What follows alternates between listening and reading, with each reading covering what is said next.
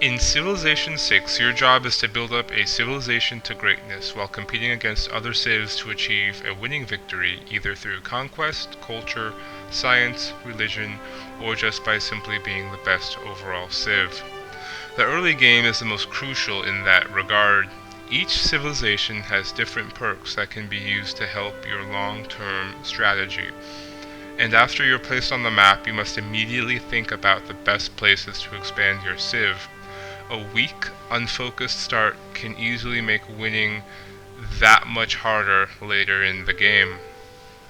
Even though the game holds a full encyclopedia for every historical and cultural reference in the game, much of that can easily be ignored by the player trying to win. What is primarily being taught is resource management and balancing long-term goals with the need to handle short-term obstacles. What appears to be the educational focus of the game is actually secondary, helping to obscure what lessons are more central to the gameplay. This is what inspires me about the game overall. However, if you like culture and history as much as I do, this game still holds plenty of educational content. You simply need to seek it out.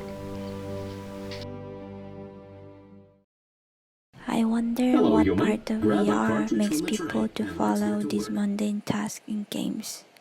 Players need to follow the order of Qtbot, but at the same time, they have freedom to throw the stuff and make mess. This game gives the players a place to relieve the stress while working.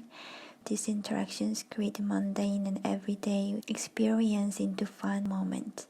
We all have vague idea of job and depend on job descriptions when we apply the jobs. If more jobs and deeper information can be added, this game has an educational potential. Also, it inspired me because it uses the characteristics of VR so well. Without VR controller and hand presence, this game would not be attractive. People feel they are in the real world and you do not have to explain every Wow, it rules. looks like real Physics and world. interactivity are quite Okay, I feel correct. confused Players now. become really immersive. They know they are not eating the food, but they move their mouth to eat the food in the That is game. the I wonder problem. what This other is real-life not. experience can be converted like this job simulator in VR. The rules of this game are very simple, but it's very fun for parties. It's a good start for novice board game players too.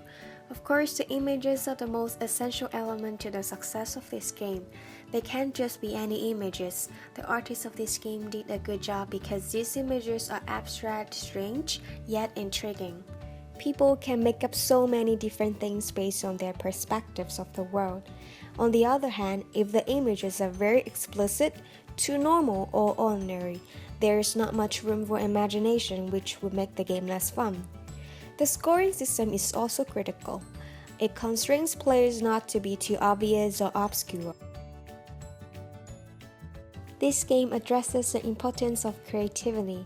It helps people to practice their creativity because it is the key to win this game. It can easily be used in a language learning classroom, where students can practice using the language to express themselves and to use the language creatively. Oregon Trail is one of the most iconic edutainment games of all time. True to its content, the game has tremendous educational potential for students learning about American history and the Oregon Trail. As players progress, they quickly discover the challenges faced by pioneers navigating the trail. To illustrate these complexities, the game incorporates subtle and overt elements of gameplay. Some of the subtleties include activities like hunting and purchasing supplies. No matter how many animals you killed in the hunting challenge, you were only able to carry 100 pounds back to your camp. As you traveled further along the Oregon Trail and needed supplies even more, their prices steadily increased. A more explicit challenge was the rapid onset of injury and illness. Either could strike at any time, and if players fail to adjust appropriately, their characters can die. Ultimately, much of the game's effectiveness lies in its content and dynamics. Throughout the game, players are required to exercise basic math skills, manage resources, and engage in strategic decision-making to win. Hi everyone, this is Wanqiu, and the game I'm gonna analyze is Who Would Win. It's a pretty simple party game that only have 2 active players in each round.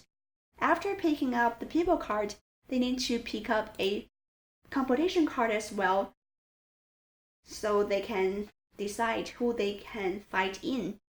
For me, the game has a great educational potential because first of all, as an English learner, I can learn lots of new verbs and practice my auto speaking during the defense and argument.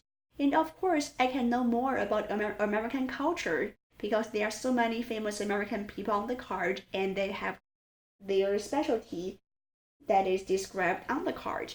And also I can practice my logical thinking because all the arguments and rebuttal are based on the fact of the famous people. And it is quite inspiring as well because it teaches me that simple rules can inspire creativity as well. And also it provides me that a good game should have great interaction between the players and connect all the participants all together.